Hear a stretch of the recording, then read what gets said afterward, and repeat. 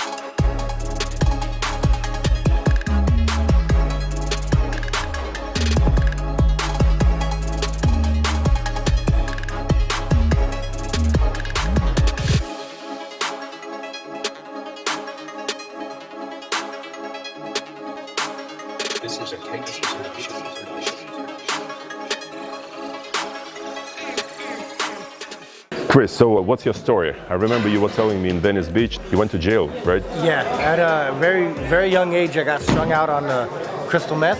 Started drinking at about 10, 11 years old, and by 12, I was already strung out on crystal meth. I got wrapped up in gang life and drugs, and I ended up spending about 10 years of my life in jail. Where was that? Where did you grow up? I grew up in San Pedro, California, a suburb of Los Angeles. And I got wrapped up in gangs, and I ended up doing a lot of robberies and a lot of just stupid things, man, really dumb things that had me so wrapped up in drugs that I just had a hard time getting away from. When did you get in jail for the first time? How old were you? 11. At 11? Yeah. And then you told me that you were like in and out all the time, right? Yeah, once I went inside for the first time, I never made it more than 60 days out before I went back in. That's crazy. Yeah, I was really wrapped up, fucked up. How was it there in terms of sports? And I mean, when did sports come into your life? So I worked out a lot while in jail. You did? Right? Yeah, I worked out a lot, as in just body weight movements, you know, like push-ups, dips, and pull-ups. It was like a big thing to try to be strong, make sure to protect yourself from the bullshit that's in there. But I didn't find sports till a few years after I got out of prison. I got out of prison, and I vowed not to go back to prison for my mom. The entire time that I was fucking up on drugs and going in and out of prison, my mom never gave up on me. She would put me in jail. If I got high and if I was all messed up, she would put me there. She'd call the cops, she'd put me there. She didn't care. She wasn't putting up with no bullshit, you know? But then she'd come see me the next day and every weekend and tell me that she loved me and that she knew that there was something better for me, that if I would just work for it. So when I got out of prison, I vowed that I wasn't gonna go back, because I wanted to show her that I could change for her. How old were you then? I was 22. I finally vowed that I wasn't gonna go back, and I ended up getting a small little job. Like at 22. At 22, for the first time ever to have a job, I was washing dishes, just to show my mom that I could work and be a normal piece of society, you know? Yeah. And in 2012, I lost my mom to cancer. How old are you right now? I am 30 years old. 30. So that was 2012. That's 5 years ago. So 3 years after you got out of jail, huh? So at least she had some time to see that you straightened up. Yeah, I gave her a few years of seeing her, being with her, and working, showing her that I could get away from the gangs and get away from the drugs. And then I didn't like my job. I hated my job. Yeah. It was, you know, and but I was working to show her that I could do it, that I could change. So when I lost her in 2012, it wasn't that I wanted to go back to drugs and go back to all the gang life and everything, but it was that I didn't care anymore. I see what you're saying. You know, like when she was around, I was like, I would never do it again. I'll never do it again. But then when she was gone, I was like, yeah, I don't give a shit what happens. And what happened? It's maybe about 6 months, 8 months after she passed away. I was unraveling, just mentally. Like I said, I didn't care about anything. I had no drive. I had no ambition for nothing. And I went to the gym, not to get strong and not to get big or anything like that.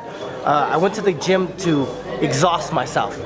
Because just at night, get it out of the system. Yeah. Because at night I wouldn't sleep. I would just like dwell on how I didn't have her anymore, you know? Yeah. So I went to the gym to try to just exhaust my body so that it would turn off at night. And I saw a guy doing muscle up. First time I ever seen that in my life. I spent all this time in prison doing pull-ups and everything. Pull the bar all the way to my throat every time. I'm like, dude, I'm strong. I can fucking do 20. 25, like, you know, I'm fucking strong. Yeah. But then I saw the guy do a muscle up all the way to his hip. I was like, the fuck? What the? I didn't even know what it was. I was like, that it blew me away, you know? Then the same guy did a 360 and cut the bar again. And I was like, well, I don't have no idea what this is. But you know, I wanted to know more. And I'm like, coming from jail, like, I'm not the type of person just to like, hey, what's up? You know, like, I don't dive into other people's business or anything like that, you know? So I was lucky that one of the guys saw me watching them like, what the fuck, you know? And he invited me over. He's like, hey, come here, man, you want to try this? And I was like, dude, I don't even know what the fuck that is. And he was like, dude, just come by, I will show you what's up, you know? So I was like, oh, dude, let me try. And I started to, I tried, and I didn't know what the fuck I was doing, but they helped me. And I believe that my mom connected me with it, because I think that I believe that saw me falling apart and gave me something that I cared about again. Like, I was so passionate. I wanted to learn more about this. I wanted to be able to do this. And then luckily enough, like, meeting those guys, just random guys at the gym. Then I met Kenneth Galarzo, and he's the vice president of the WCO, the World Calisthenics Organization. He taught me how to progress, how to get stronger, and then he was the one that pushed me towards entering into a competition. And entering in that competition, I won, and I was already so drawn into the sport, but once I was handed a trophy coming out of prison, like, my entire life I had no education or no skills or anything like that, but then I was handed a trophy. Like, dude, a fucking trophy is a piece of plastic. It was a new beginning to my life. And now I've competed in Kazakhstan, I've competed in Moscow, I've been to Dubai, I've been going to Mexico, I've been traveling the world. I never thought I was gonna get out of my 6x9 fucking cell. But now I'm like flying and all over the world, and people are taking pictures with you. Yeah. Chris, that's a great story. But tell me about the physical aspect. How heavy were you when you first came to the gym? When I first came out of prison, I was maybe about 210. 210. Okay. Yeah. For my height, I was. Yeah, well, you're pretty bulky right now. I think you're the bulkiest street workout person I have ever seen. I was 210 when I first got out of prison. Okay. And I wasn't working out at the time. Yeah. And to let you know, like, where my mental state was, right? I was about 210, 205, and when I lost my mom, I went down to like 145. I wasn't eating, I wasn't sleeping. Yeah. I completely was just falling apart from the inside and out. And when I started to do my workout, when I found this and I got passionate about it, that's when everything changed for the better.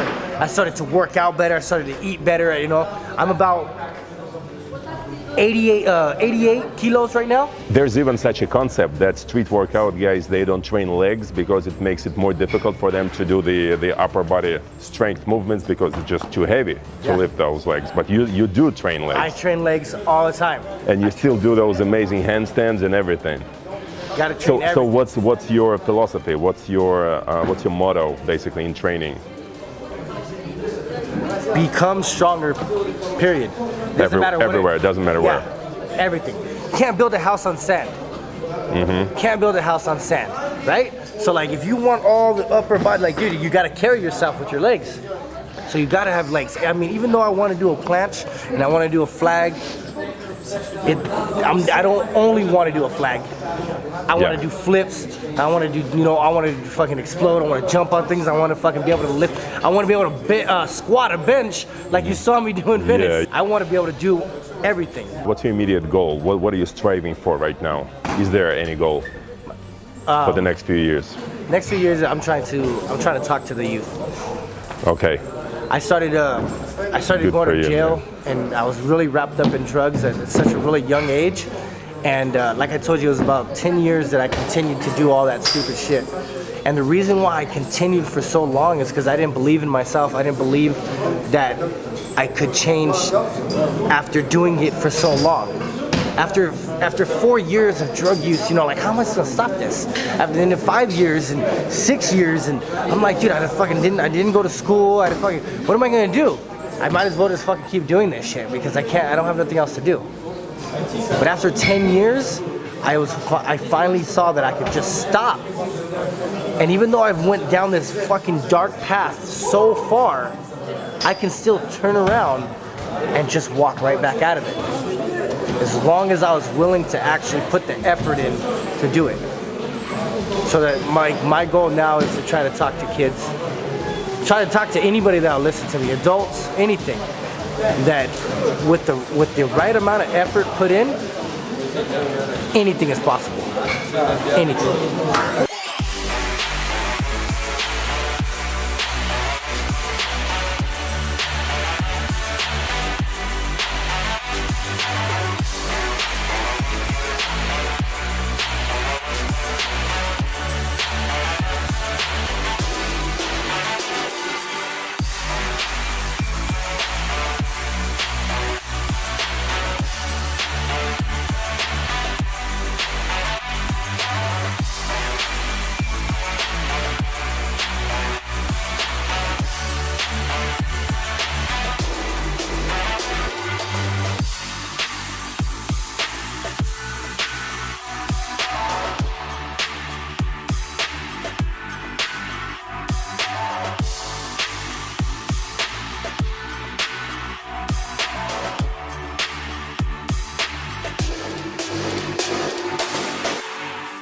Друзья, я надеюсь, вам понравилось это интервью. Также надеюсь, что оно было для вас мотивирующим. Я благодарен вам за внимание. Теперь небольшая новость для тех из вас, кто не является подписчиком моего канала о питании. На этом канале проходит проект, в рамках которого у вас есть возможность встретиться со мной и сразиться за призы. Призы денежные — это 100 тысяч рублей, и гриль, электрический гриль, на котором я готовлю большую часть блюд в рамках того блога, вы можете выиграть также.